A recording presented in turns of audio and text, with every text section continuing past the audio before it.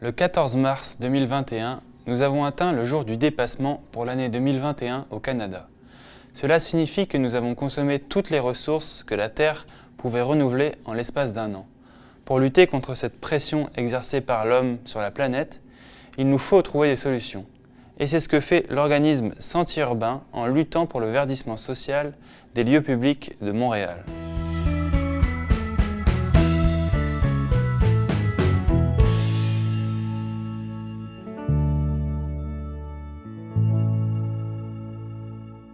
Bienvenue aux Nouvelles du voisinage. Aujourd'hui, nous recevons Clémentine Barberger, chargée de projet pour Sentier Urbain.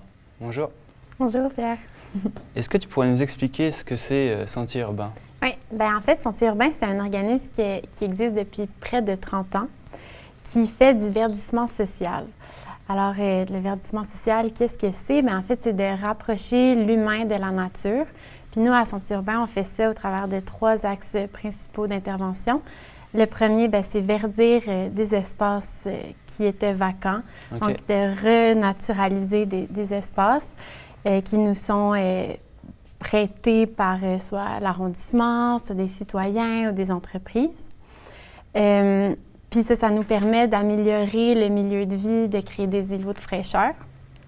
Ensuite, on fait de la mobilisation citoyenne, puis ensuite, notre 3e axe d'intervention, c'est l'éducation.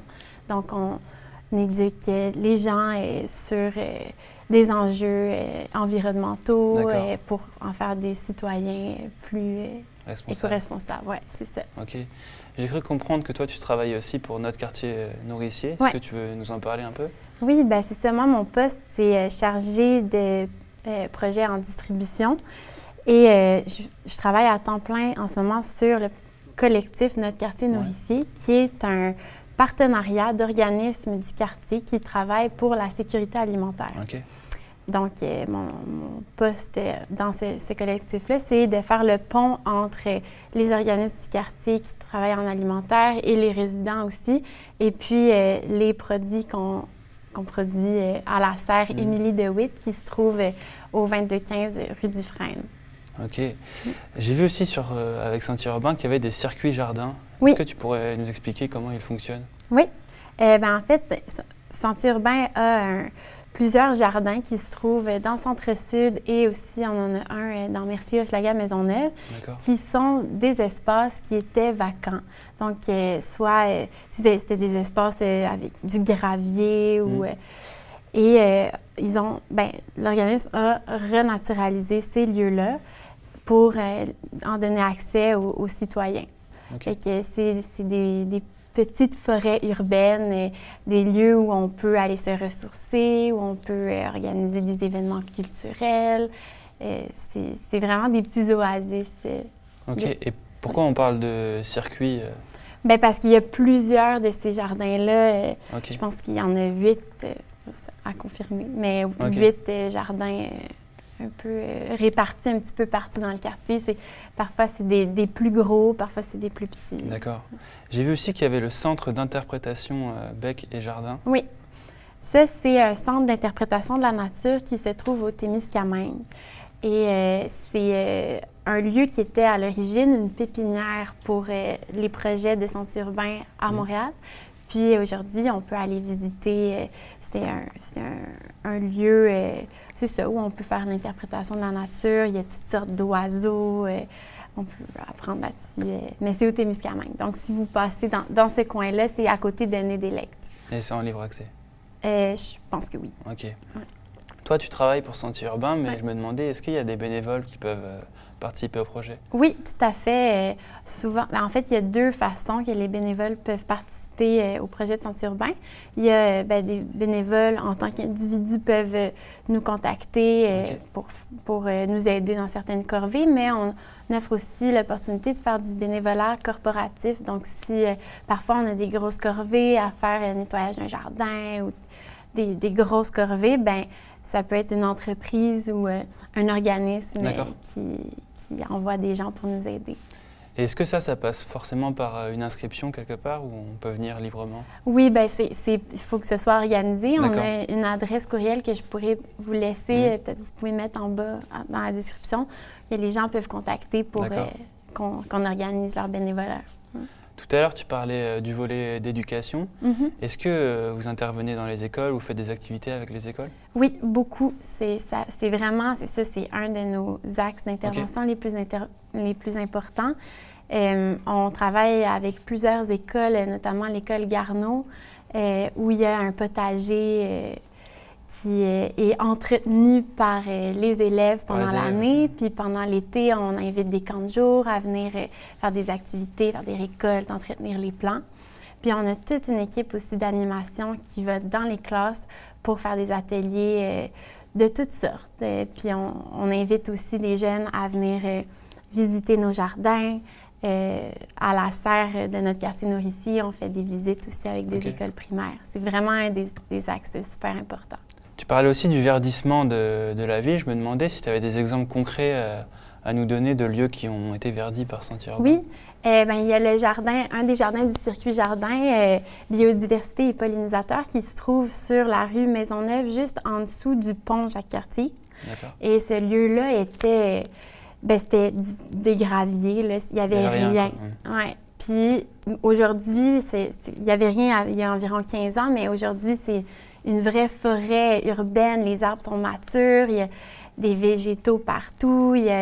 Même on fait maintenant de l'agriculture urbaine dans ce lieu-là aussi. Fait que c'est de s'y rendre, c'est vraiment impressionnant. Puis on voit aussi l'autre côté de la rue, il y a un terrain qui est resté vacant, ou du moins qui n'est pas renaturalisé. Donc, on voit vraiment le contraste entre les deux. Puis ça crée vraiment un îlot de fraîcheur l'été quand il y a la canicule, mais on est bien sous le couvert des arbres. Donc ça, c'est un exemple très concret de verdissement que fait Sentier Urbain. Je ne sais pas si toi, tu as eu l'occasion de travailler dans d'autres villes, mais est-ce que tu penses qu'avec tous ces projets-là, Montréal, c'est un bon exemple de ville verte? Mais je pense que oui, je pense qu'il y a une volonté qui est très importante à Montréal de verdir la ville. Il y a une considération pour la qualité de l'air, pour les îlots justement de fraîcheur et tout ça. Mais il y a encore du travail à faire, c'est sûr et certain. On a encore, c'est sûr qu'il faut améliorer notre qualité de l'air et tout ça. Ouais. On comprend qu'il y a beaucoup de projets, mais tu dirais que c'est quoi les objectifs à venir pour Sentier Urbain? L'objectif de Sentier Urbain reste de rapprocher l'humain de la nature. Donc, c'est de continuer à renaturaliser des espaces, de préserver des îlots de fraîcheur ou de créer des îlots de fraîcheur, puis de continuer à sensibiliser les gens sur des enjeux environnementaux, des enjeux de sécurité alimentaire aussi. Il n'y a pas longtemps, là, je me suis rendu au Jardin Gamelin et je fais une entrevue là-bas et on m'a dit que vous étiez partenaire des Jardins Gamelin. Je me demandais, peut-être tu peux nous parler de ces projets-là, mais aussi, est-ce que vous faites beaucoup de partenariats avec des projets similaires?